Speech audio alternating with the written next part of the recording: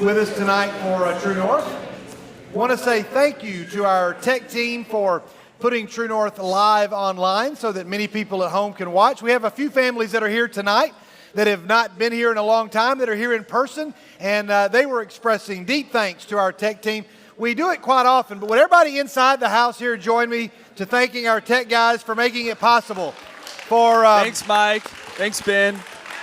Thanks, Elijah and Alex and Zach. So now, whenever you are stuck at home, there's no excuse to tune in, right? No excuse. We're really glad to have everybody here. I am a little out of sorts. A lot of things are happening and going on, and I'm confused as to what's all going on, but that happens, I suppose.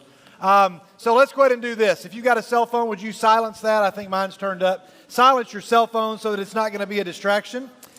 In just a minute, I've already met 4 guests tonight already. We're not going to embarrass you at all, I promise. But we are going to all stand up in just a minute. You should never eat 2 pieces of pizza right before True North. Yeah, that's...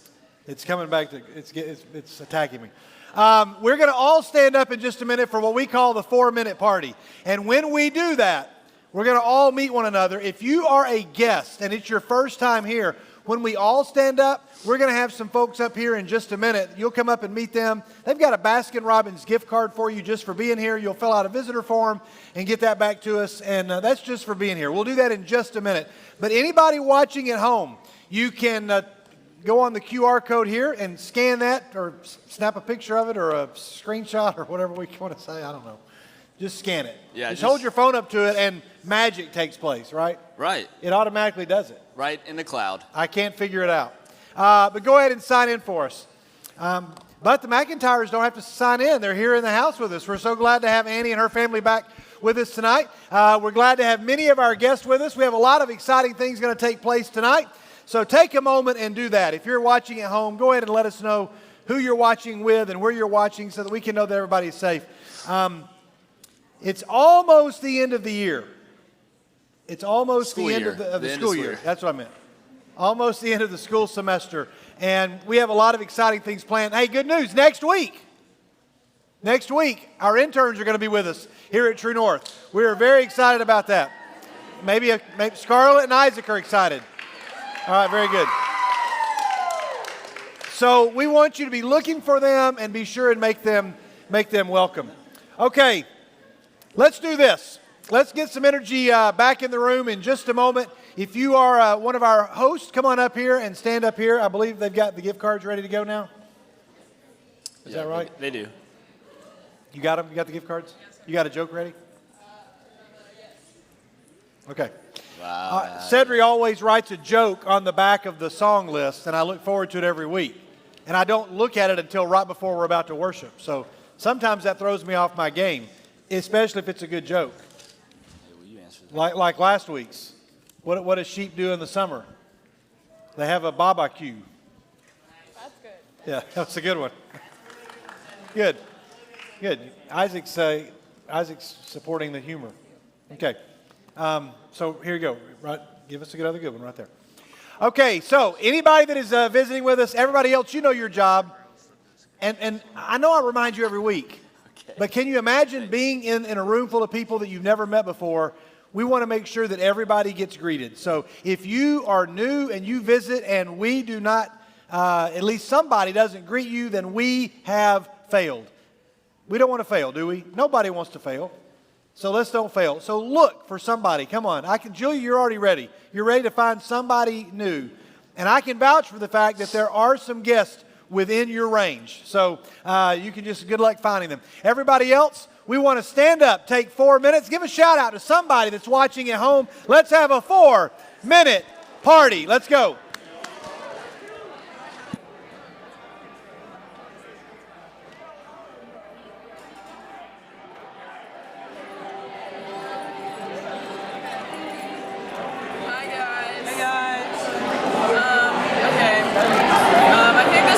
Finishing up our Ecclesiastes series. I'm pretty sure. So, Impact, I think the deadline to sign up was a couple days ago. So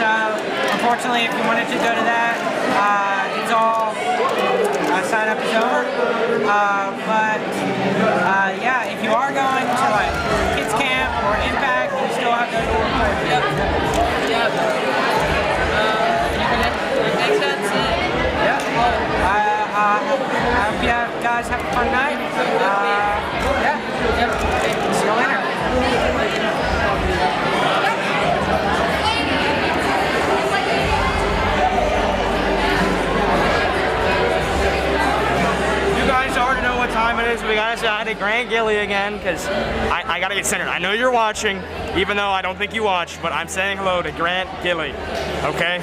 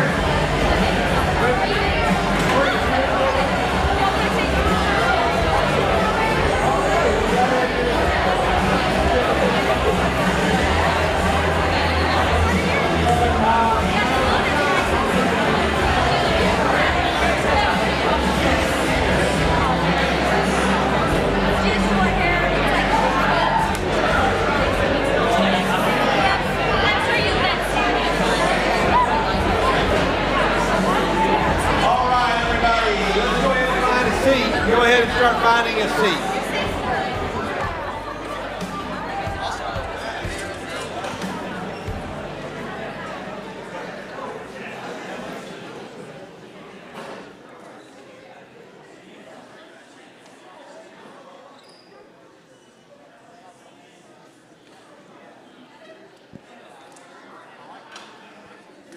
For her to have looked it up on the spot, it's not bad. Okay. What is this? Hey, we have some folks that are getting a little bit older or are about to be older or had just recently got older. It's time for our birthdays in the borough. Anybody that has a birthday May the 9th to May the 15th. May the 9th to May the 15th. Come on up.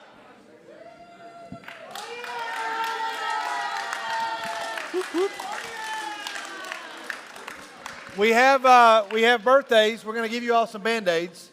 How old? 18. I assume that was probably the case. Okay, is there an exciting, and I've started this habit of maybe asking questions to birthday people, and some people are like, I'm never going up there again. I probably shouldn't do that. Know that if I don't think you're going to want to answer a question, I feel confident that you all don't mind. I just kind of know, but I may get it wrong. And so I don't want anybody to miss their birthday because they don't want to come up here and they think he's going to ask me questions, and I don't really want to talk to him. I mean, I don't know that Grant Gilly. Well, you may not mind answering questions in front of people. You may just not want to talk to me. That may be it. That's a different problem altogether. Maybe Blake has a question about your birthday. Do you have a birthday question? What is something you're getting for your birthday that you know of? I don't know. He sounds like he really cares. It's a. What are you getting? I don't know. Talk about your birthday, then go sit down, take your Band-Aid, and go away. What's something you hope you get for your birthday? Well, I already had my birthday. Oh, you had your birthday. So what did you get? I got a pretty ring from my mom, and then my dad gave me money. Okay. So. All right, very nice. Money's always a safe bet. Scarlett, what'd you get?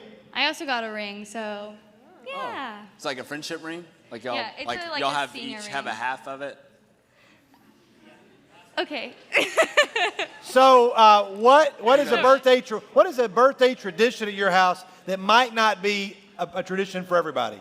Like, is there something that a place you always go, something you always do? I have a special day plate at my house. Like all the kids have a plate that has our name, and it's like, it's your special day. And Okay. we eat a meal on it at some point during the day. Okay, very good. I like that. Okay. Is anybody here who thinks they have, it's got to be real, can't make this up, who thinks they have a strange birthday tradition? We'll take one answer from either side. Caroline's. Wait, Caroline and Delaney both raised their hand really fast. So we may have, does anybody over here have a strange birthday tradition? Are we going to go? Wait, Luke, you do or you're? All right, let's go. We'll start with Delaney and then go to Caroline. We only got time for two. Delaney, what's a strange, and I'll repeat it for those that are watching. What's your strange birthday tradition?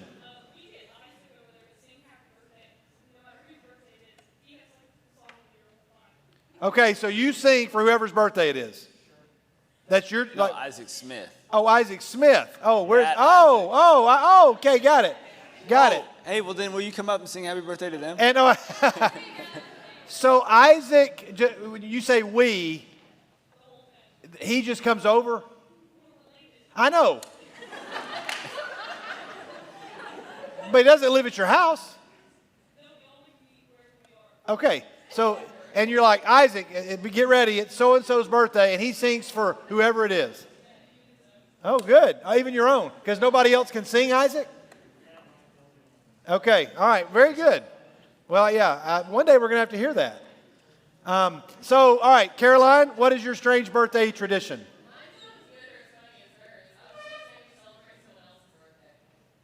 You celebrate someone else's birthday on your birthday. That would be your brother. I mean, yeah, you're twins.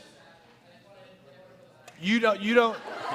So you're saying that you don't like sharing the birthday? Could you all not like say we're going to celebrate his birthday up until this time and then mine from this point forward and then flop it the next year? Who's older? You or, oh, well.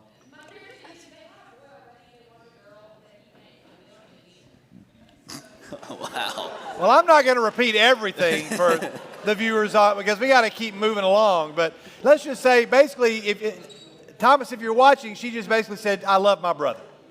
In so many words, that's what she said. So, okay, all right. Well, happy birthday. Yeah. And you graduated for your birthday. That's exciting. Have graduations actually happened for each of you? Yours happened yesterday, Monday, right? And then yours. Okay. All right. Very good. Before we sing happy birthday to them, let's all of our other graduates, if you have already graduated and had your ceremony, stand up. If you've already had, let's celebrate these graduates, everybody. Woo!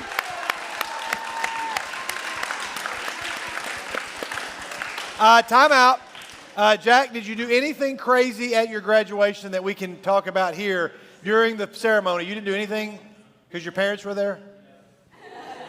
What would you have wanted to have done that would have been within the bounds of legal, ethical, not that you would break those rules. I'm not saying that. I'm digging a hole here. I'm saying, what was something you thought about, this would be awesome to do this?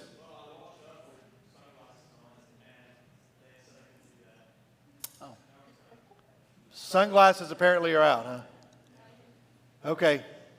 No backflips or anything like that? Okay. All right. Very good. Very good. Cody, did you try anything at graduation? You did the what? The Breakfast Club. Oh, I did. I saw that picture of the Breakfast Club post. I'm realizing now people watching at home are hearing one half of this conversation, and they're trying to figure out the rest of it. McIntyres, did you have to do a whole lot of that when you were watching at home? Have to figure out what in fact was going on? Yeah, I'll try to do better at translating. We can't always mic everybody out there. These are great stories. Congratulations. You all have a seat. We're going to sing happy birthday to you in a minute. If you have not yet graduated, but your ceremony is pending, please stand. Okay, graduates to be, almost. Let's congratulate them. All right. Now we're going to sing happy birthday with 3 simple words, and those words are, you're still cool, and it goes like this. Nice and loud. Come on, Isaac, sing out. Let's hear it, Isaac. You're still cool. Yeah, come on, I want to hear it. Birthday today. That's why. Wow, we're getting fancy. You're still cool. Everybody say happy birthday. Happy birthday. Great job. Okay, I'll try to remember to carry on both sides of the conversation. Let's see what's happening next. A few words about Impact coming up, June 21st to the 23rd. So there were some things that we wanted to remind everybody about Impact, right? Do you remember what those were? Not right now. Oh, you don't? Well, I'll try to jog your memory. But hey, we can play charades. Okay, sure. Okay. I'm going to try to, this is unrehearsed, which is going to be pretty obvious. I'm going to try to tell Blake the announcement that he's going to make, not using words. Okay, ready? Charades. Yeah. Okay.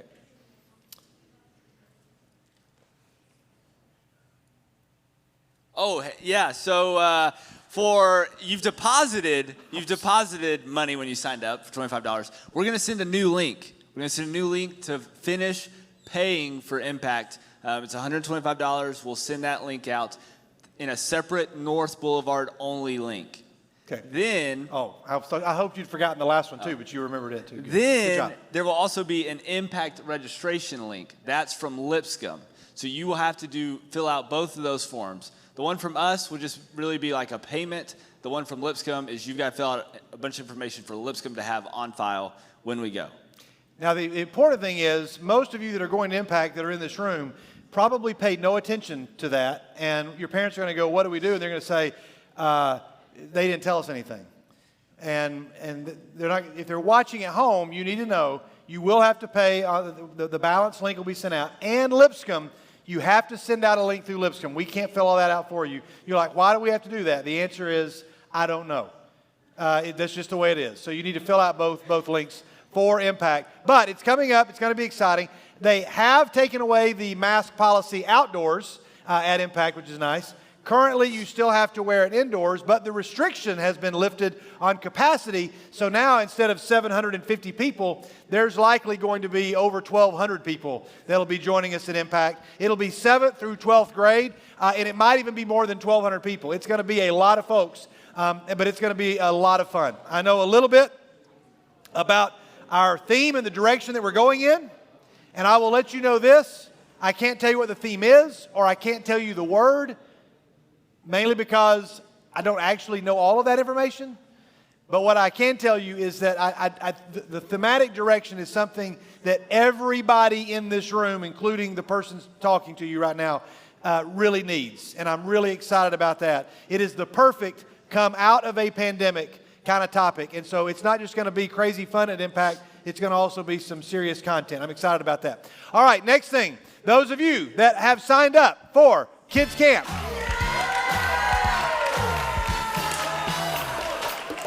You need to know this. I realize there's a lot of stuff going on Sunday. There's a lot of things happening on Sunday. And so we're having a camp meeting with the adults after church, after second service with the adults. On Sunday night at 7 o'clock, we need as many of the teens that are able to come up here. If you want to find out your teams and you want to begin the process of planning, we're going to meet up here in the filling station on Sunday night at 7 o'clock in order to begin to get that process out. If you got it, say got it. Got it. We already know the team names. You'll find out the teams. You'll find out what team you're on. You'll find out your team color. Then you can begin the process of coming up with your own team theming, how you want to do that, okay? Is that what we need to say? What time is it at again? What time? 7. Okay, good. Just making sure everybody was listening. Yes, 7 o'clock. We will send out a text. We will send out an email to let you know that, but 7 o'clock on Sunday night. Okay. Really carefully, I need to make one more announcement, okay? So listen very carefully. Those of you who had signed up early on and expressed an interest in our mission trip opportunity to Mexico, I don't have all the information that we need, but I do need to update everyone on where we stand. And so tomorrow night, Thursday night, I'm going to send out a Zoom link. It's going to be almost impossible to get everybody in the same room at the same time. I know nobody wants to meet on Zoom, but it'll make it easy for people. It'll actually make it easier for people to be a part. And we need to communicate a couple of things that we know and don't know. And so everybody that is going, we're going to send out a Zoom link for you to sign up to come in. I'm going to tell you, don't be prepared for one thing or the other. So there's probably a little bit of good news and a little bit of bad news, and we need to try to update, and I don't even have all the news. So we do need every adult and teen. If you're watching, we'll send a text out. We're going to need you to join in on that Zoom link. It'll be tomorrow night, and we're trying to avoid as many of the other events. I know that some of you have graduation, but maybe not a lot of people that were on that list. Maybe remind me to record the meeting so that people can tune in after the fact. But on tomorrow night I think I said it was going to be at 8 o'clock. 8 o'clock. Tomorrow night at 8 o'clock, we're going to give you the information that we have and try to figure out what happens next from there, okay? So, everybody, that's a lot of information tonight, and I apologize, but we have a lot to convey. What I look forward to is next August, and I realize I'm talking loud, so I'll get quieter. What I'm looking forward to is next August, when I hope that we have twice as many people in this room as we do now, that we can look forward to inviting our principals back on the second True North and celebrating them. I look forward to hopefully some sense of return to normalcy. We already are making plans for our fall retreat. We're already making plans for things happening in the fall. And we look forward to having everybody back here when we can all be back together safely, even though that has started in big ways. That's going to be a lot of fun. It will. We're excited about that, but we're very thankful for those of you, whether you've been faithful to tune in online or you've been able to be here in person. We love both groups equally, and we're so thankful for those of you that have hung in there. We do know, however, that there are 30, 40, or 50 of our regular number that we just don't know where they are. And some people have decided, you know what, maybe I don't need this. Some people have decided I'll come back when I don't have to worry about anything out of the ordinary. Some people may have made that decision and then decided they don't need us. I just don't know. And my heart is very heavy for the number of students that we just haven't seen or heard from. Again, I'm not referring to those that are tuning in online, but we're just really concerned that a lot of our folks have kind of scattered out, like, putting rubber ducks on a river and just watching them float away, and realizing that some have stayed close and some are gone. And we, if you know specifically of someone that we can encourage, we'd love for you to let us know, and we'll find a way to encourage them. But really, you all are going to have to be the ones that will do that. You're going to have to be the ones that are going to let your friends know, hey, we really miss you, and we really need you. You're going to have to do that. We'll say more about that later. I didn't mean to get totally serious on that, but my heart is just, I'm as weary emotionally as many of you are. And maybe sometimes I try not to show it maybe as much, but it's been a really difficult year and a half, as much as incredible things have happened. But before we go into worship, I need somebody to raise your hand to remind me of something. Who will do that? Somebody up front, up here. Okay, Haley, before we go into worship, before we sing the first song, would you just get my attention? If I don't respond to you, have somebody beside you get my attention. Wyatt can run up and shake my shoulders. But just say, hey, you were going to tell us something. Because I want to share something with you that, I'm older than you all, but I'm still hearing things that I need to hear. And I'm like, man, I really am thankful for that. So I want to share that, but not right now, okay? We do have one fun thing we're going to do, and that is, I have one amount up here. This is the amount that the grill that Delaney traded up for She sold that grill for $100. We have that grill. So congratulations. You started with a paperclip, right? You started with a paperclip. And I know she doesn't want to be put in the spotlight, but these kind of things are really cool. That's really awesome. She did a great job with that. We have some others of you that are that have some other, whether it's $5 or $1 or $20 or 25 cents, whatever it is. This has been amazing. And we had set a goal of trying to raise $1,250 for 1,000 Bibles. And not counting this and anything that is given tonight, we have raised how much? $1,587. Yeah, very good. $1,587. That was great. And we're going to do our regular contribution. Somebody has asked, are we doing this instead of the thing in September? Lord willing, in September, we're still going to try to sponsor a school. We pray that we'll have some folks that will match that. But this has been really exciting. We're going to add this to that. And we have one more clever way. Garrison Brothers. Come on up. Everybody welcome soon-to-be graduate Garrison Brothers. Hold on. Not yet. Garrison, you had a way that you were going to raise money. Is this on? Okay. Yeah, what was that way you were going to raise money? Well, I mean, people tell me that I kind of have a good voice, and so as a joke, I said I would sell my voice through audiobooks. And then Skip was like, okay, well, you have to have green eggs and ham. Well, we're going to test it out. Okay, yeah. And it would take too long to read, Great Expectations. Oh, obviously, yeah. But you could also use your voice to do the answering machine on somebody's, for $1. Oh, true. You could do like the navigation and everything. Oh, yeah, navigate. Let's pretend like we have Siri set to the Garrison voice, and let's just pretend like I'm driving. You can decide where I'm driving, okay? And just maybe turn around so people can't see you. Ready. We're just going to hear your voice. Okay. And then we're driving down the road. Blake is with me right here. We're driving in an English car. Yeah. We're in London driving around. And I'm like, I'm completely lost. Hold on. I got to find out where we are. Don't text and drive.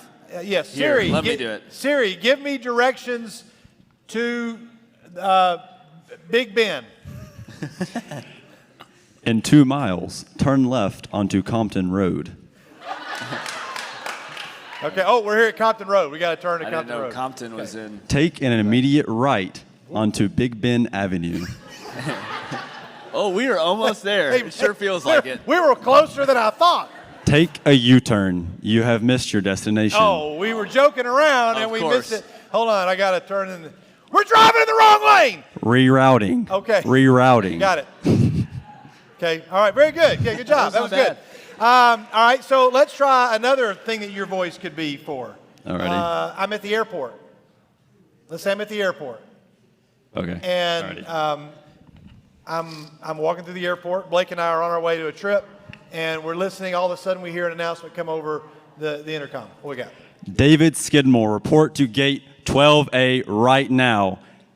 Immediately, or you will get left on your flight. David Skidmore. Wow. That's personal I service. don't know that I'm going to that airport. That is really personal service. What about Security is everyone's responsibility. That's what I was hoping you were going to say. Oh, okay. Because whenever they say that, I feel like I should start patting people down or asking people what's in that bag. Please don't do that. Security is everyone's responsibility. I think it's my responsibility. That's what George Bush would want you to do. Okay, all right. What about if we're we're strapping into a ride at Disney World? Okay. Oh yeah, we're at Disney World. Okay. We're at Disney Yeah. World. What, we're strapping into a ride? Yeah, they always. What ride? Space Mountain. All right. Well, okay, you don't strap into that really, but okay, sure. We're I on don't Space know. Mountain. Wait, we're on Space Mountain. Barely been We're to on Space Disney Mountain. World. You'd be right up here. All right. You're up here. Oh, You well. want me to be back here? Yeah, you're up Okay. here. Okay, All right. yeah. All right, very good. All right, we're on Space Mountain. I can't believe it. This is going to be great. It's in the dark. Please don't touch Don't me. talk. We got to listen to the announcement. They're about to make the announcement.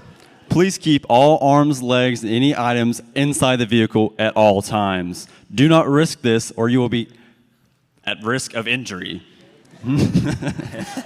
Now, please. David Skidmore, put your arms inside the case. David Skidmore. Right now. We hope that David Skidmore is having fun at Walt Disney World. Now, with please his friend, enjoy Blake the Bob. ride of your life. Okay, all right, very good. Good job. Let's think of something else. What's something else? Alrighty. Oh, wait. Oh, announce Sam Duggar to the plate. Oh, yeah. Sam Duggar is coming up to the plate. It's the bottom of the sixth Alrighty. inning. Here we go. He's a catcher. case you need to know position. Yeah. And Catcher, number Sam 24. Duggar. Number 24. Number 24, Sam Duggar, up to the plate. Bottom of the ninth, 2 outs, 3 bases loaded, Three down bases. down 3 runs. Mike, wait. Can he do it? Is he on the radio or It is sounds he? like he's on the radio. That was really specific. You know who's rooting for you, Sam Duggar? David Skidmore. All right, you had one. The pacer test. I don't even remember what that. All I remember is it saying was like the beep. Is that the beeping thing? Yeah. Beat. 2.3. Oh, Okay. 2.3. With each lap, it will grow faster. At the sound of my voice, the race will begin. Beep. Hey, that's pretty good. It's good. That was good. What about ordering Chick-fil-A? Like, Ordering what would you Chick-fil-A. like to? What would you like to order? He's my guy. Like, well, I don't know. Oh, I thought you Like meant I'm the Chick-fil-A him person, ordering like a in the Chick-fil-A. door? No. Let's He's just hear you ordering a Chick-fil-A. I'll take a number 1, please, I would with a like- side of fries. How many times did they say? What did you say? Huh? Do they ask you a lot of times? What did you say? Or do they hear you pretty clear? No, they hear me pretty good. Sometimes they just kind of laugh. Do you ever pull up to the? You can't do the Chick-fil-A because they're like right there at your door. Yeah, it kind of When you go scares to me. other places, it's fun to pretend like the microphone's going out. All right, like Bojangles. Yeah, and you say, I right. like what. They're like, I'm sorry, what was that again? All right, go ahead. One more. Okay. Let's do the outgoing voicemail message on Isaac Harrison's phone. I call Isaac. Hold on. I'm going to call Isaac. Okay, I'm going to call Isaac. This is very specific.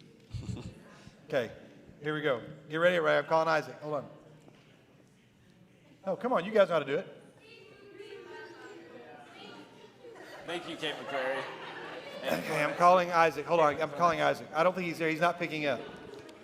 We are so very Probably sorry. at True North. It's Hold about on. True North. Isaac Harrison cannot be reached at this time. If you want to leave any bit of a message, please leave it at the tone. He's still stuck back in England. Beep. If you have a bit of message, A cleanup on aisle 4. Garrison talking British. That's what I want to hear. Hello, mate. Top of the No, morning that's to you. Australian. That's from Hello. Southern Britain, Southern Britain, all righty. South Britain. All right. righty. So now we get to this. All righty. Oh gosh, here we go. Okay. Should I start out with this? Okay. All right, you ready? Yes. Okay, I'll just turn the page so you can focus on reading. I start in the Let's imagine. Yeah, you should Make probably sure you start. show the pictures. Yeah, You should exactly. probably start right here. Okay. No, you can't show. This is an audio book. Oh, that's Yeah, fair. we're not showing pictures. Well- I mean, it could be the record, like when you hear this sound. Now. I don't know. When you what hear that this is. sound, now, David Skidmore, turn the page. All right, this is an audiobook. You're in your car on a long trip. Go. Green Eggs and Ham by Dr. Seuss. Now, wait a minute. That doesn't sound like the Garrison I know. Yeah, That sounds like- I don't want you to change your voice. Green Okay. eggs and ham by Dr. Seuss. Well, that's kind of what they do. Okay. Okay. Like I just- regular voice? Like Oh, normal I want to voice? hear regular Garrison. Okay. All I right. want to hear just regular Garrison. Alrighty. I'm Sam. Well, I am. Oh, I am Sam. Contractions. You graduate when? Oh no, I've already got in trouble with my the way I speak. Apparently, already for graduation. Wait, your speech? Yeah. And they So- said you can't say it? Well, I had like y'all in it, and they weren't very happy about Shocker. that. That's a shocker. As soon as I sent like the speech, like the written speech, because like if I'm gonna write a speech, I write how I'm gonna speak, obviously. If I'm going to write a speech, I say I do it Like- right there. So as soon as like within a minute, I got to respond and saying you cannot use such informal language such as y'all and gonna. gonna. I think you're gonna. I think you should Fix start it, your too. speech by going, to Dr. Ash, don't worry, I ain't going to say y'all. But now, all right, let's keep going. All right. Sam I am. That Sam I am, that Sam I am. I do not like that Sam I am. Do you like green eggs and ham? I do not like them, Sam I am. I do not like green eggs and ham. Don't worry, we're not going to read the whole book. Oh, thank God. We're not. There no. we go. There we go. Don't worry, Thank goodness. y'all. We're not gonna. All right, that's ain't good. gonna. We're not gonna. We ain't gonna read the whole book. We're just fixing to read the next 3 pages. Alrighty. Would you like them here or there? I would not like them here or there. I would like them anywhere. Wait. I would not like. I would not like them anywhere. You just changed the whole story. The whole story just changed. I do not like green eggs and ham. I do not like them, Sam I am. So let's just skip to the really good part. Okay. Band. Oh, yeah. Oh, gosh. Here we go. Well, let's go here. Would you, could you on a boat? I could not, would not on a boat. I will not with a goat. I will not eat them in the rain. I will not eat them on a train. Not in the dark, not in a tree, not in a car. No, you let me be. I do not like them in a box. I do not like them with a fox. I will not eat them in a house. I do not like them with a mouse. I do not like them here or there. I do not like them anywhere. Last line. I do not like green eggs and ham. I do not like them, Sam I am. All right, a big hand for Garrison Brothers. Garrison, stay right here. Alrighty. Good job. So, if anybody wants Garrison to record a voicemail message on your phone, you'll do that tonight. And you only have to leave it on the phone for like a day or two. For $1. Can I name that price? Is that okay? Oh, yeah. Do we think we can get 5 people? Maybe. Have you turned in $5? $5 yet? I think I have. Pretty sure. Can we get 5 people that could get Garrison's voicemail on their phone? Y'all should hear my voicemail. We should? Yes. Wait, well, yeah, we're going to. Oh, you can play it? No. Hold on. Kaylin, call me. It's her voice. But it's like, it's not that, Isaac. It's really funny. Okay, so we're going to hear it? Yeah, somebody call me. But it's not going to, it What's won't gonna play be on, it won't hilarious play is on when your phone. everybody's gonna- I would have to call you. Yeah, it'll play on my phone. No, it won't. They're calling you. No, It's going to like, No, it won't. no, just listen. What? Oh, you mean it's your Yeah, ringtone? my ringtone, yeah. Oh, Oh. He's good. Okay, did y'all know from Enchanted the scene with the mouse when he's oh, trying to good. explain Good it? job. That was good. Yes, that's Kaylin trying to imitate that right now. And if you were to text me, they used to be like them singing to me, saying whatever. What does your voicemail say? I don't have a voicemail. Well, that was But I the can do most that tonight. anticlimactic end to an interview ever. All right, hey, so $1. Alrighty. We got to move on. $1 for a voicemail. You got it? Alrighty. All right, everybody, a big hand for Garrison Brothers. Thanks, Garrison. That was a great job. And thank you to all of you who contributed to this. That's a big deal. There we go. Okay. Now, those of you that are going to help us sing, you all come on up. If you all want to come on up, that would be great. And I'm going to, yep, I got it. Are you ready? Good, thank you. Mainly, I was going to remember because I did not want Wyatt to have to come up here and get my attention. I will share, Caroline, you're still ready to help us out tonight? You ready to go? Okay. I will share this one thing, and this is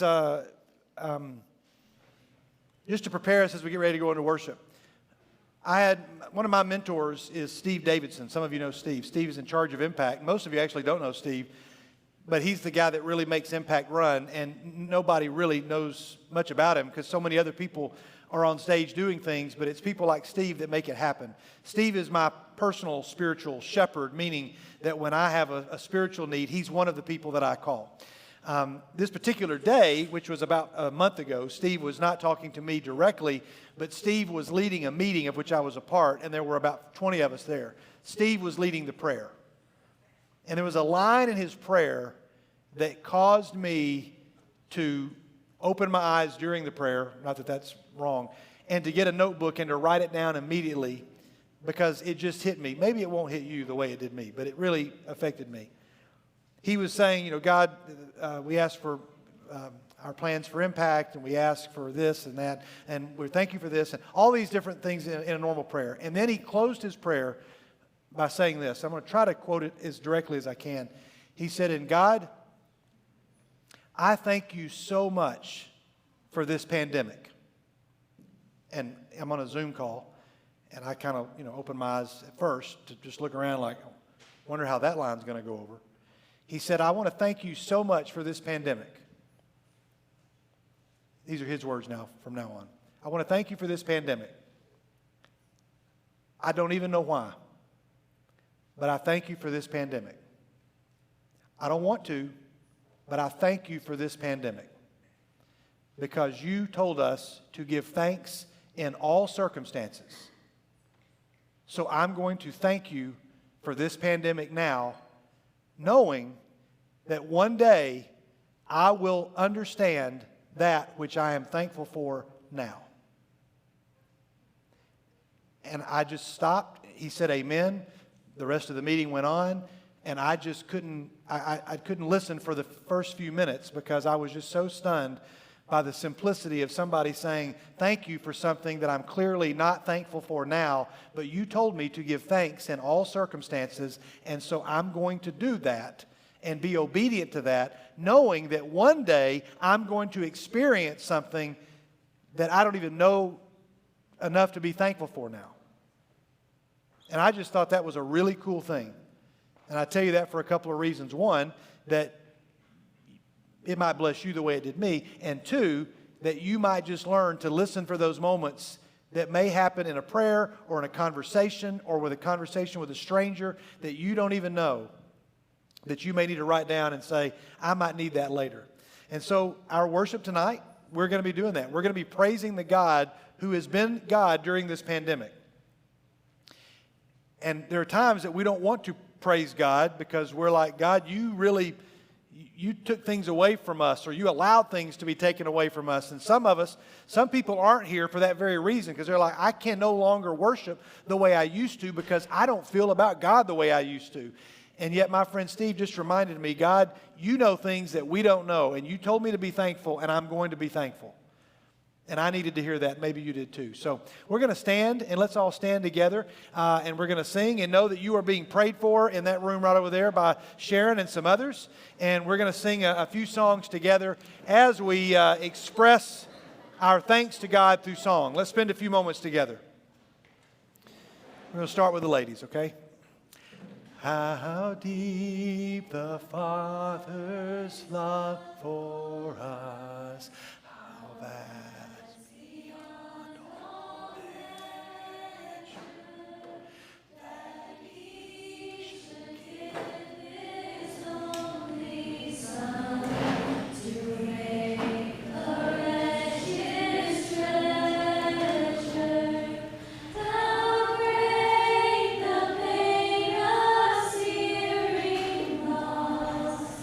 The Father turns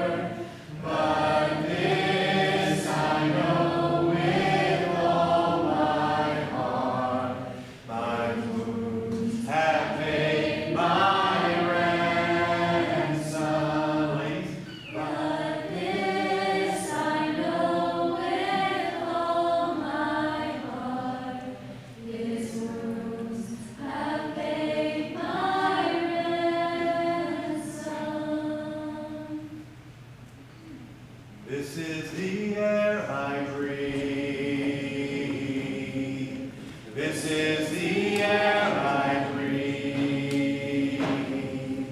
Your holy presence living in me. This is my daily bread. This is my daily bread. Your very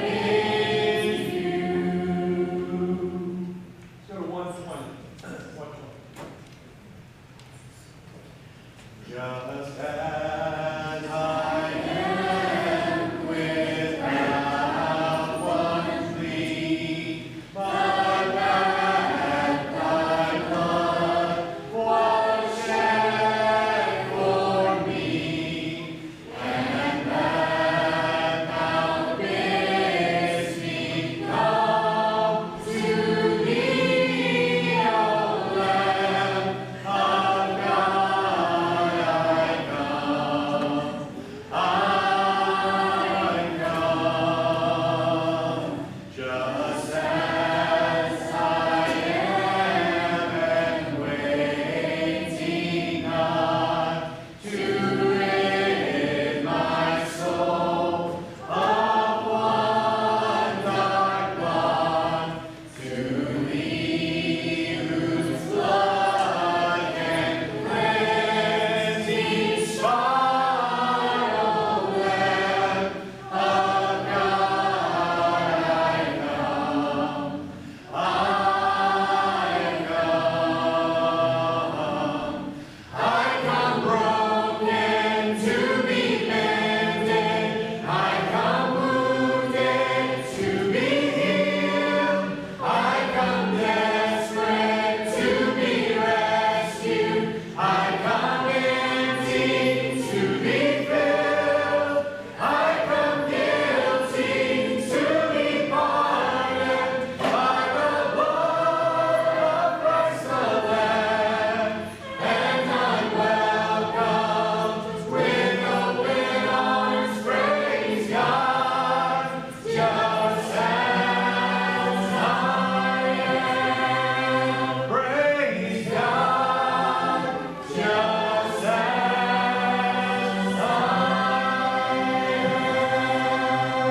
am. And the church said, let's be seated. As the east is from the west, so far has He removed our transgressions from us. Hallelujah. As the east is from the west, so far has He removed our transgressions from us. Hallelujah.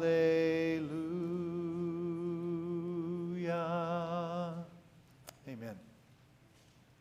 Well, some of you have been here for the long haul for this series, which has taken almost the entire semester. And not that was the original intent, but I wanted to make sure that we spent a lot of time in a book that is possibly going to help us to get through the pandemic, even when it seems like the book that might be the result of a pandemic.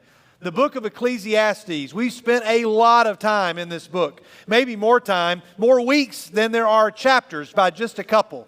But we've spent a lot of time working through it because there's some things in here that I really feel like a 7th grader, 8th grader, a 9th grader, 10th, 11th, or 12th grader, a college student, someone about to go to college, an adult, somebody who's married, somebody who's single, a grandparent, or a great-grandparent might be able to understand. There's been something for everybody in this book. If you are just joining us, you're here for the last part of a many, many week series. Maybe one of the longer series that I think, as I reflect back on it, that we may have ever done in the NBYG, at least in a long time. There have been a couple that I think have taken longer, but this one has been a long time, and I wanted to really do a deep dive into this book of Ecclesiastes. We've almost looked at every verse. There have been some sections that we skipped over, some by accident. I didn't mean to leave any part of it out, but we tried to go through, and yet we spent most of our time in chapter 12 last week. If you're ready to land this plane and you're ready to try to take home and walk away with something that you're going to remember, if you're ready, say, I'm ready. We got everywhere up to the very last chapter, or the last 2 verses of the last chapter last week. So we're going to spend a little bit of time in the text, but before we do that, I want to look at another text. Ironically enough, it comes from the book of Deuteronomy. We're not yet to chapter 28 in our Sunday morning series that we've been doing at North Boulevard, But I want to look at a text in Deuteronomy because I want us to think about the point of Ecclesiastes. If you were to ask somebody before this series started, what is the point of Ecclesiastes? Most people would say, oh yeah, that's the book that says that everything is meaningless, that there's no point to life. Hopefully you've learned that that's not the meaning of this book. The word meaninglessness or meaningless is used almost 40 times in the book, but it's not a word that means it has no purpose. It's a word that just means, the word hevel, the Hebrew word hevel is a word that means it is fleeting. It's like a vapor. It can't be fully grasped, and it can't always be understood, and it can't always be controlled. Proverbs, written by the same guy, says if you do these things, then these good things will happen. If you do these bad things, then bad things will happen. And generally, that's true. Ecclesiastes, written by the same guy, says it doesn't seem to matter if you do good things or bad things. Good things happen to bad people. Bad things happen to good people. It doesn't matter what kind of great job you do. Nobody's going to remember it when you die. Or you're going to hand it off to somebody who doesn't want it or doesn't care. Nobody's going to remember you. And so you say, the same guy that wrote Proverbs writes Ecclesiastes, so what is his point? He gets to his point. Solomon goes through and says, I tried everything. Just a real quick summary. We'll put them in W words to make it easy. I'm not going to put them on the screen. He says, I thought that wisdom was going to make me satisfied, so I went after wisdom. And that didn't work. He then said, I went after wine. He said, I partied it up, and I looked for ways to make sure that I could numb all the things that I didn't like. And I thought maybe that would take it away. That didn't work. Wisdom and wine didn't work. I looked for work to make it work. He said, I tried to find satisfaction in my work, and he said, that didn't work under the sun. I tried wealth. I tried amassing. Some scholars would say that the equivalent in today's money, when you look at what Solomon had amassed, it was over $2.2 trillion with a T, meaning that he would have been the richest human to have ever stepped foot on planet Earth.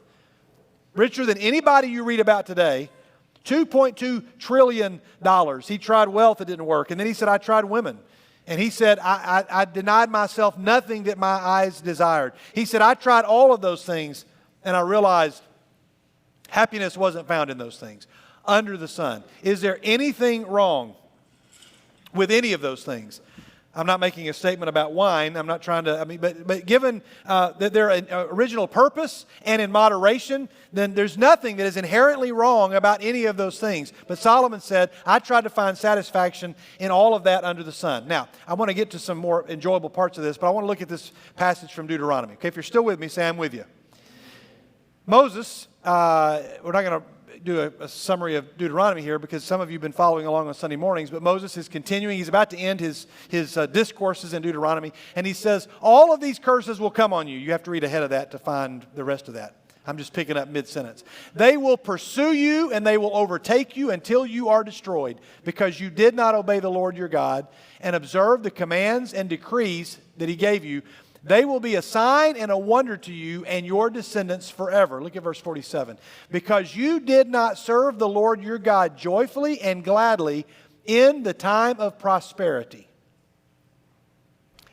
He doesn't just say that you did bad things, and so you're going to be punished because you did bad things. I know we get enough of that in church, or we feel like we do, and people that don't go to church feel like that's all they're going to get in church, is a reminder that if you do bad things are going to happen to you. But notice what Moses says. Moses says, the problem is not just you did bad things, but you did not serve the Lord joyfully and gladly in the time of prosperity.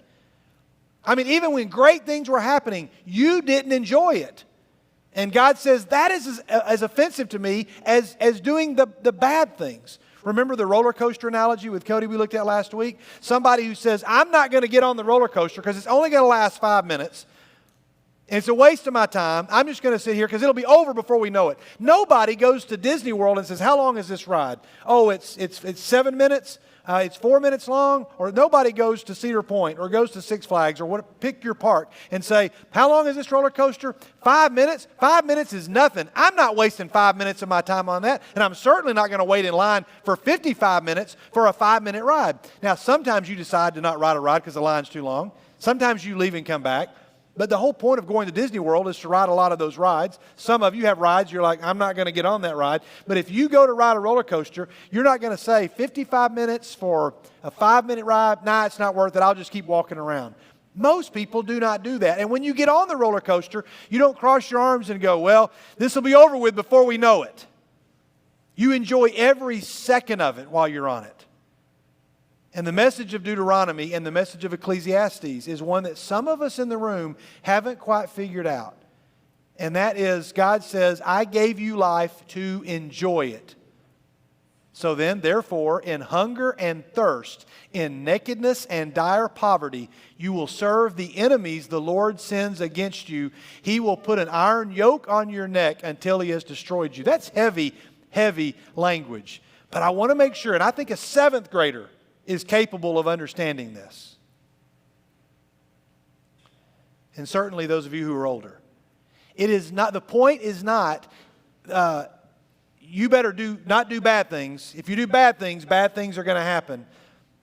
The point is, if you don't enjoy the good things, eventually you're going to find yourself hungry and thirsty, naked, meaning just, exposed, and in dire poverty. Some of you, it's not because you're making bad choices that things aren't going well. You just have not yet decided, like my friend Steve, I'm going to give thanks and I'm going to even enjoy this pandemic that I'm in. I don't know why and I don't want to, but I'm going to enjoy it. I hope that's a truth that everybody is able to understand. Has anybody, raise your hand if you've seen this movie. Has anybody in the room seen this movie? There's like 4 of us that have seen this movie. I live in a house with 4 women, 5 if you count our golden retriever, who doesn't watch movies. But every night in our house, we're watching, some episode of something, or we're watching a series, or maybe we're watching a movie. Sometimes I'm in another room working on something, or I'm talking to somebody else, or I'm in another room watching things blow up while they're watching people fall in love. I'm watching people fly spaceships while they're watching people ride carriages. Sometimes I go and watch the carriages. They never come and watch the spaceships, but we get along. And sometimes I just sit there and I don't want to get up because we're watching a movie that, I'm like, I'm just comfortable, so I'm going to watch whatever you're watching. And I will confess, when this movie started, I wasn't paying much attention. Well, I did after the very first scene. It's a movie on Amazon Prime. Now, like with every movie, there are some things in it that I wouldn't condone, but largely, I don't think I saw many things that a parent would say, I don't want my child watching that I can remember. There was one scene, I think, where maybe some alcohol was involved, and there was maybe 2 words that I'm like, I don't know that I would want people using that word at True North. But other than that, so I'm not endorsing the movie like everybody run home and watch it, but we had just started the series on Ecclesiastes. I really am surprised that only 3 people in the room have seen this movie. 4, maybe, now, if you count Mike in the back. It's called The Map of Tiny Perfect Things. Now, I'm going to be careful to not spoil the entire movie for you, because you may be able to go and watch it. If you have Amazon, maybe you have an access to watch it. But I would kind of recommend the movie. But it was the Ecclesiastes tie-in of the movie. The movie is a story about a guy named Mark. Now, early on, I'm watching the first scene, and Mark is walking. He gets up with his alarm clock. He jumps up out of bed, and he walks out, and he goes in. He answers a question that his dad asked at the lunch table. His sister's asking a question. He answers her question. A glass of milk, a carton of milk about falls off the table. He walks by and catches it and puts it back up, and he walks by as somebody else knocks something else over, and he picks it up and puts it up, and I'm like, man, this guy's extremely lucky. And he just goes throughout his day. Then he hops into outside and he's going to school or walking wherever he's going. And he's walking by, and there's a guy that's about to walk out under a tree. And he reaches up and he stops the guy. And the guy stops like this, and a bird, poops right on the sidewalk. And then he moves his hand, and the guy looks at him like, thanks. And he keeps walking. And then I realize, wow, this guy, maybe he's got, magical powers. Maybe he's got ESP or something. And it doesn't take long to realize that he almost knows everything that is about to happen. And then I get intrigued because I realize this movie is probably a takeoff of one of my favorite movies. Because you realize pretty quickly that Mark is stuck in a temporal time loop. It's like a teenage Groundhog Day. And he sees a girl that he is attracted to, and he gives her directions, and then he begins to follow her to try to arrange things so that he can talk to her. Eventually ends up at a public swimming pool, and he's like, there's that girl. Okay, I'm gonna go try and talk to her. And there's a beach ball that almost hits her, and he blocks it and gets in the way of it, and then tries to turn to her. But every time he can't quite time it just right, and something happens, he gets distracted, she gets away, and he keeps repeating it. So he's got hundreds of opportunities to try to make this encounter work, and he can never make it work. But he's still trying to pursue this girl until one day, Mark goes through his entire routine, stops the guy from getting pooped on, and he stops this from happening. He picks the thing up, and he solves all the problems. He goes to the pool, and he's trying to get the beach ball, and then all of a sudden, another girl shows up, grabs the beach ball, and throws it out of the way and keeps on walking. And he realizes, wait a minute, that's never happened before. Now, that all happens pretty quickly on in the movie, and I'm not going to tell you everything about the movie, but I do have to maybe share a few things to tell you why I'm even talking about it. Because not often in our culture do I see a movie that I go, that really is helping to tell the gospel story. I mean, Disney movies do it a lot, and even, sci-fi movies do it, and even romantic comedies do it, because I believe that there is only one story. There is only one story. And if a movie grabs you in your heart, it is because God has written that story into your heart. So you go, oh, I love that movie. Whatever movie came to your mind when I said, oh, I love that movie, it's a lot of different movies. But it's probably because somewhere in it, the gospel story is embedded in that movie. Maybe not for all of you. But for those movies, there's something about the gospel story. So Mark realizes, hey, that's never happened before. And then he meets Margaret. And he finally follows her. She begins to think he's following me. And then they have a conversation. And then they realize that they are both stuck in the same time loop. Well, then they realize we've been in this time loop for lots and lots and lots of days. Like, how are we going to get out of it? And it's a really obscure, random day that they're stuck in.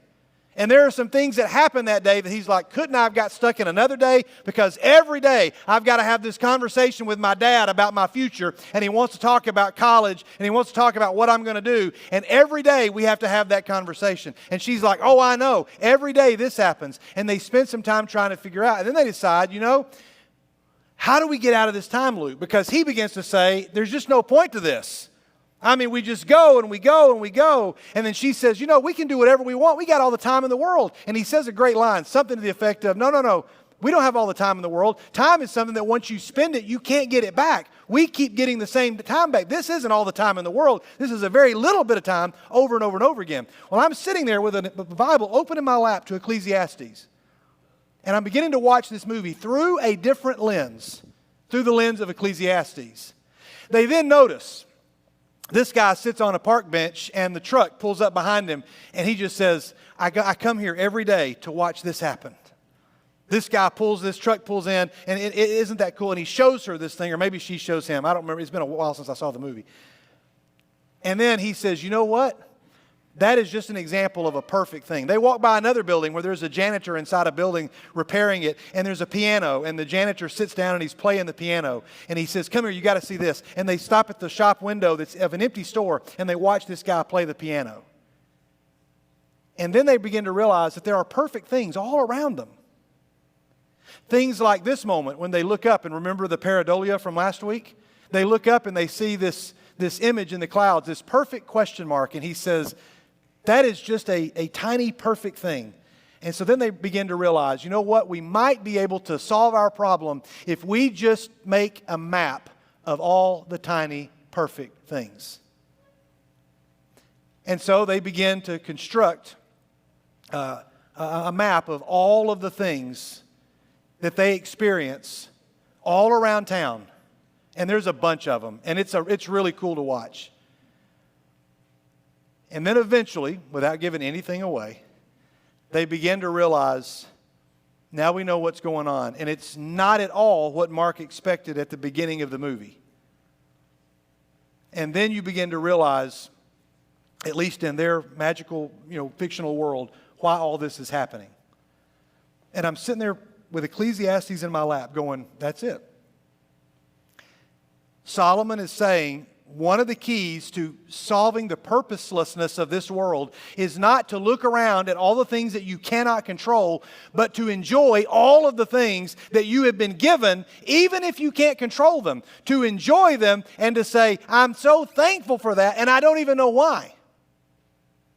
Now, I've told you enough of that movie to make you want to go and see it. It really is, I think, a fairly clean movie. Our family watched it, and I don't remember getting embarrassed at watching it. But I remember thinking, that's a really great story and a really great concept of somebody who is stuck. So I looked up the movie trailer. And in the trailer, I just got a screenshot on my computer. And this time, in fact, it was a screenshot, Isaac. I got a screenshot on my computer where they say, sometimes you have to get stuck, in the next line, to find something worth chasing. Now, it's a sweet romantic, comedy. It's kind of got obviously some supernatural, odd, weird elements about it.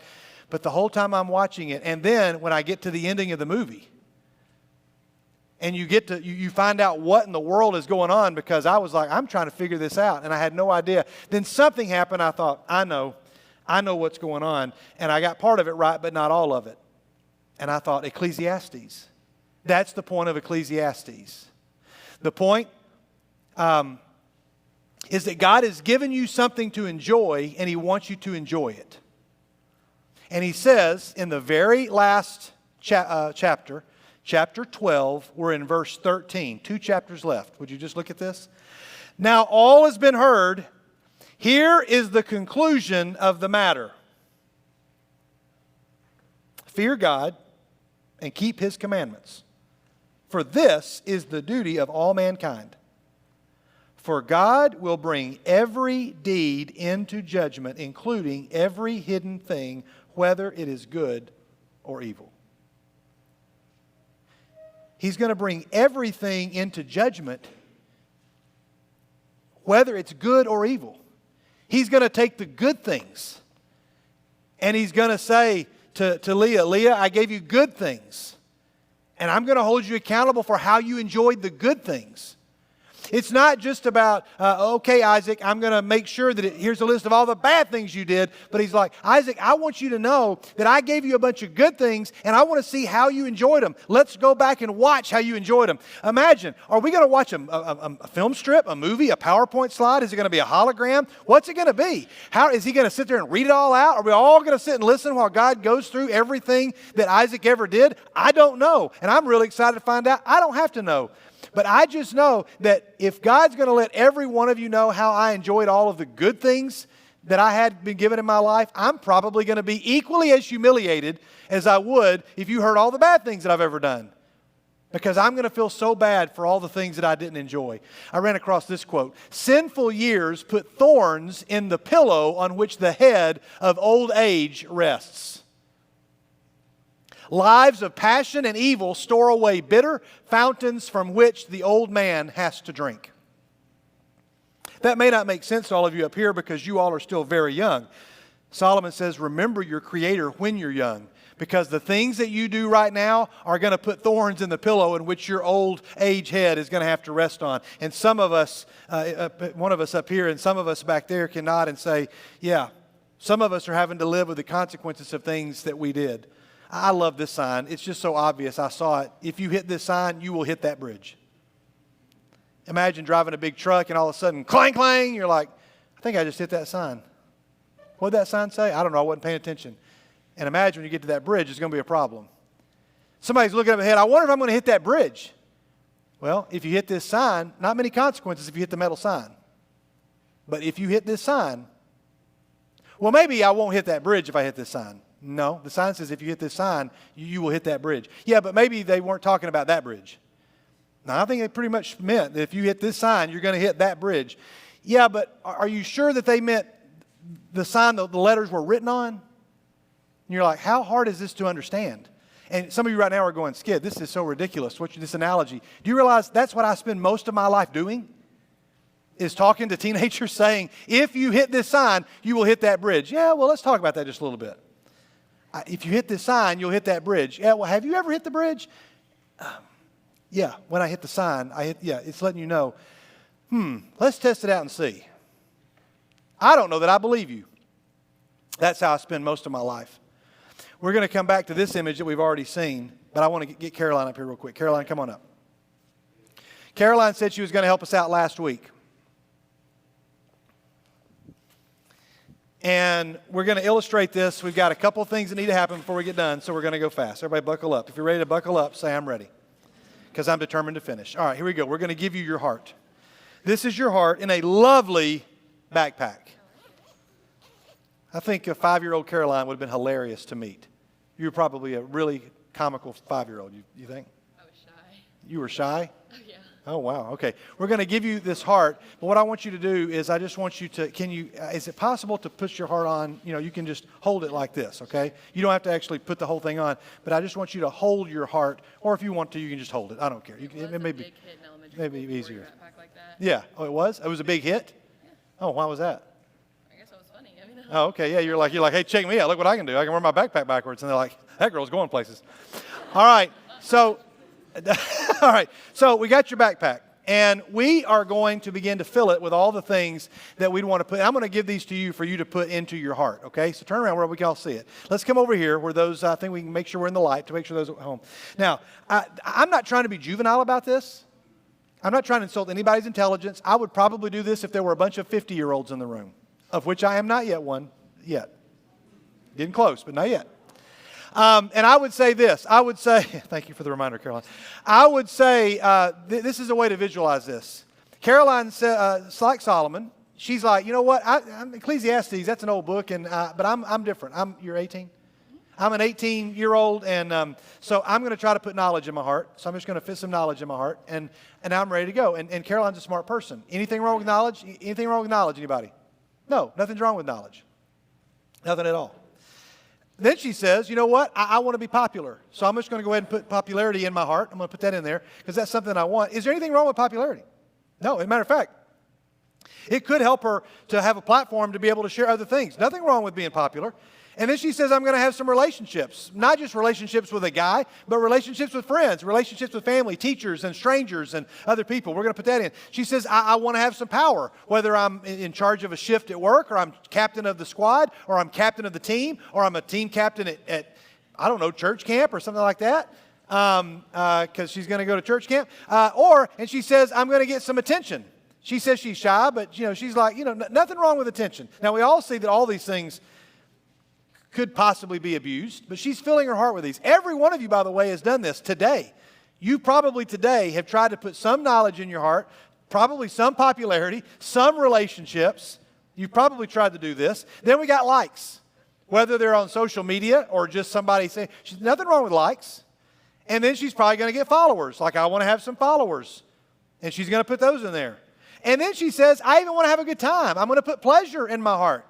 I'm going to stuff that in my heart. Anything wrong with any of those things? No. The message of Solomon is that there is one thing wrong with all of those things.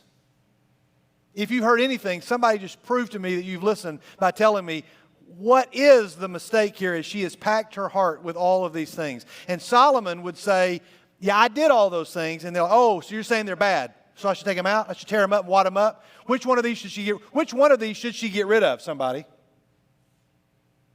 Which one's got to come out of her heart? The floor is open. All of them have to come out? I mean, okay, we can take all of them out.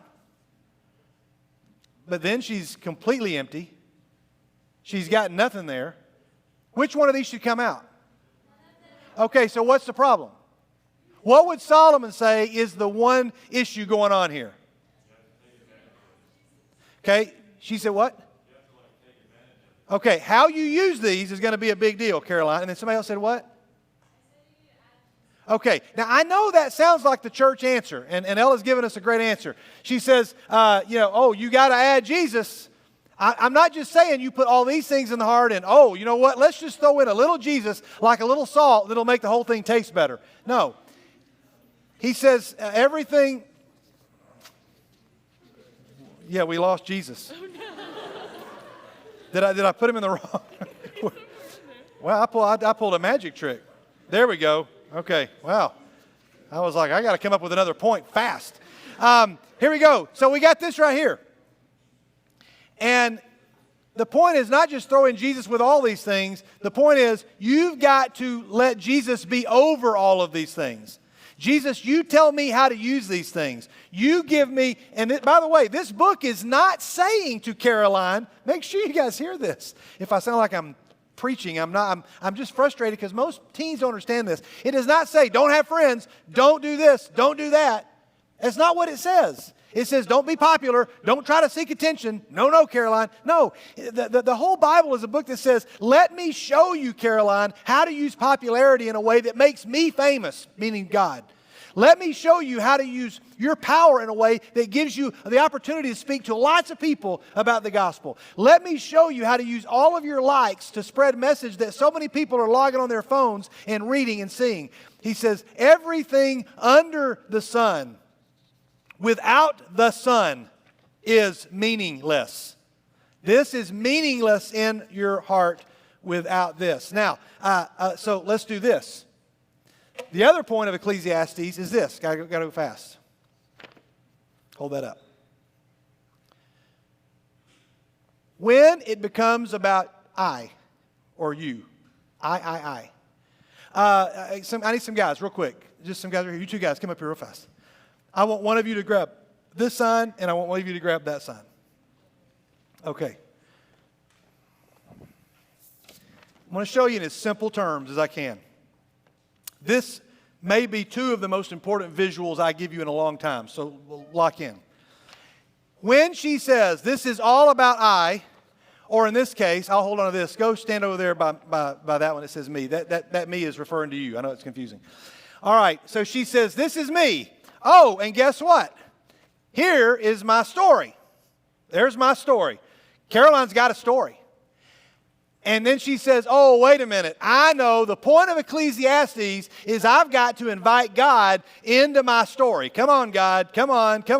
I'm doing this over here, and I want you to just stand right there and be a part of it because this is my story. And just, God, you come on and be a part of it. Okay, a lot of you are doing that. A lot of us are doing that. Is this bad? It's not bad. You'd say, well, man, you invited God to be a part of what you're doing. I think that's a big deal. The point of Ecclesiastes is this is completely backwards. The point of Ecclesiastes, hold both signs now. There you go.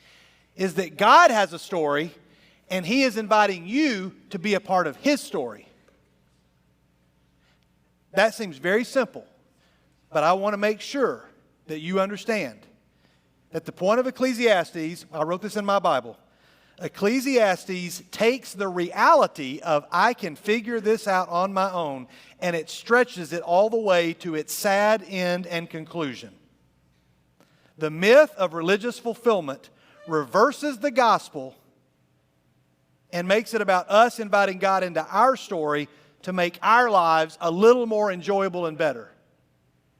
But the point of Ecclesiastes is God is inviting you into His story. Does that make sense? Now, you guys can have a seat. I have one last thing to show you here. Caroline, come stand down here. And so, hey guys, actually stay up here for a second because you're going to have to help her hold these. Just hold one. You hold two. You hold this one. You hold this one. And you hold this one. And that one. And now, there you go. Ecclesiastes, Solomon says, all of these things that you put in your heart, Caroline, when you live them under the sun with Jesus, he says things are generally going to work better. Are bad things going to happen? Yes. Are bad things going to happen to Caroline? Yes. Are bad things going to happen to people? Yes. But life is going to go better, certainly eventually. But when Caroline says, I think I can do it better. I think I can do it better, God. Some of you I know are already whispering because you're like, I know how this turns out. I wish more people got this in life than got it right here. When somebody says, I think I can do it better, okay, then we'll do that. When you insert yourself into God's better story, this is what's going to happen to you and to everybody you know. You're going to end up bitter. Are you going to have more fun? Maybe. Are you going to have more friends? Maybe. You're going to get invited to more parties? Maybe. Those things might happen. Eventually, you're going to suffer bitterness. Now all has been heard. Here's the conclusion of the matter. Fear God and keep His commandments, for this is the duty of all mankind. For God will bring every deed into judgment, including every hidden thing, whether it is good or evil. We have just a few moments for us to watch one last thing. We didn't get to hear him at Winterfest this year, but our good friend David Bowden has put together what I think is a really great encapsulation of the last 15 weeks that we've been on. And so I want to close this series and close out almost this semester. We'll be meeting next week, but we're going to close out this semester with what you're about to see. But I want you to remember this. And some of you say, I just need to take the I out of it. And when you take the I out, it's going to get better. If you guys will quietly put those things down and everybody give your attention to the screen, I'll pray us out when this is over. But I want you to listen to every syllable of this. It's awesome.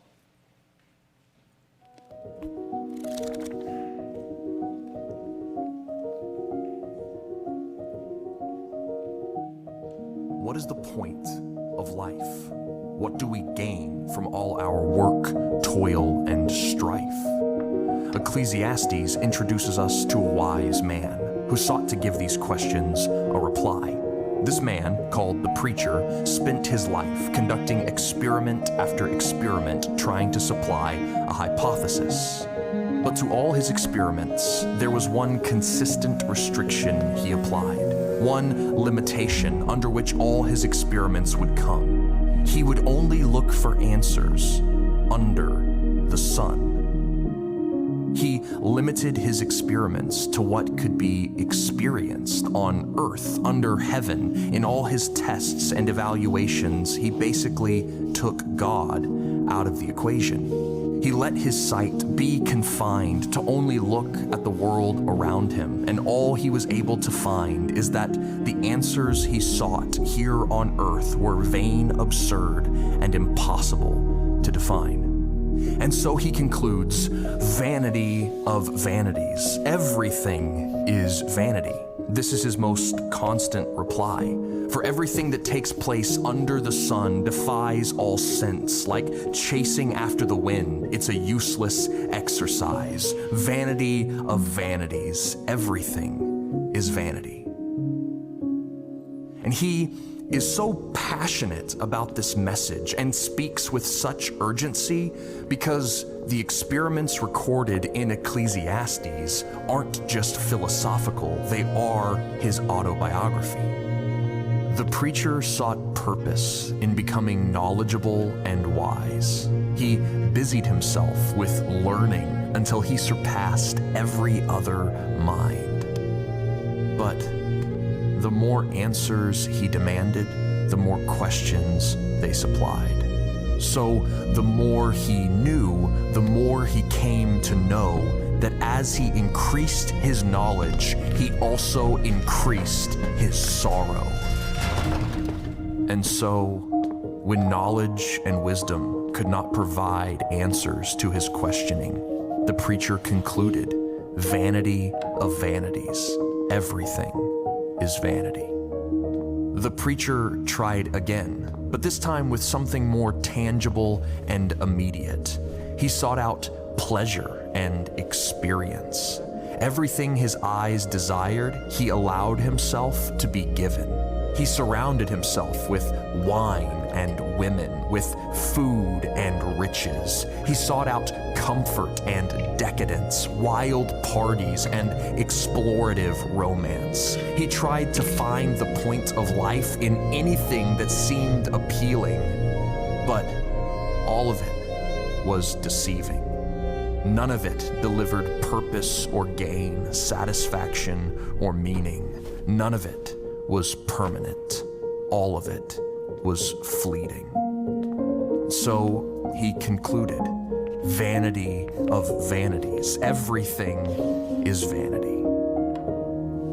Then, he thought, if all our work is futile and the point of all our toil ultimately fails, then he would find a way to be content in doing the work itself. So he gave himself to his labor, to enjoying it and to doing it well. But no matter what he made, and no matter what he was able to make of himself, he realized death would take it all and it would be given to someone else.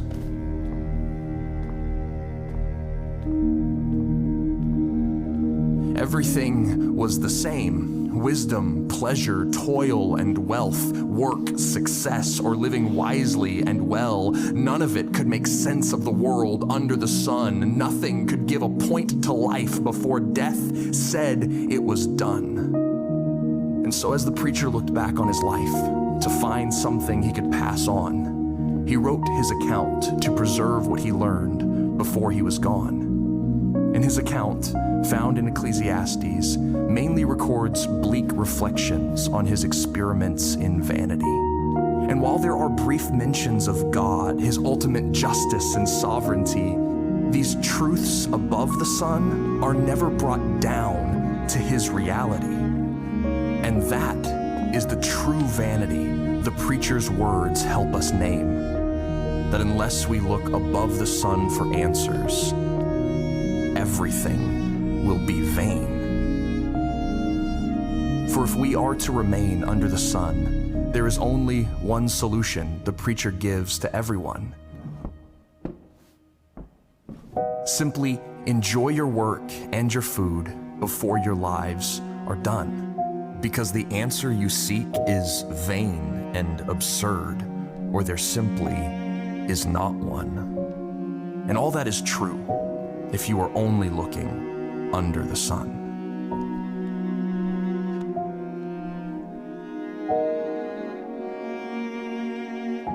But the preacher is not the only voice found in Ecclesiastes' lines. A compiler wrote a conclusion to the preacher's words like an epilogue or reply. And the author's advice is summed up in one sentence: fear God and obey his commandments. That's what should be stirring in our hearts as we wrestle with the preacher's disenchantment, that we need God and his word to know how to live in this world and to understand it. But for many of us, thinking about God doesn't really relieve any of the vanity. It's easy for us to get stuck believing that the pointlessness of the world will always win, as it has always won. We find it impossible to not get stuck only looking under the sun. And that is because, above everything, the only thing that can truly cut through all the vanity is that the God who is above the sun entered our reality in Jesus, who is God the Son. He removed the restriction the preacher applied to his experiment, for he brought heaven to earth to bring us life and show us how to live it. The preacher says knowledge is pointless, but Jesus says knowing him is a treasure. The preacher says our desires can't be fulfilled. Jesus says he is our ultimate pleasure. The preacher says riches never satisfy. Jesus says his provision is better. The preacher says all our toil is in vain. Jesus says our work in him will last forever. The preacher tried to prove our questions are unanswerable, but Jesus proved he is the answer, because the preacher says everything dies, but the gospel of Jesus says those in him will never. What is the meaning of life? Fear God and keep his commandments. And we do this not by chasing after the wind, but by running after Jesus.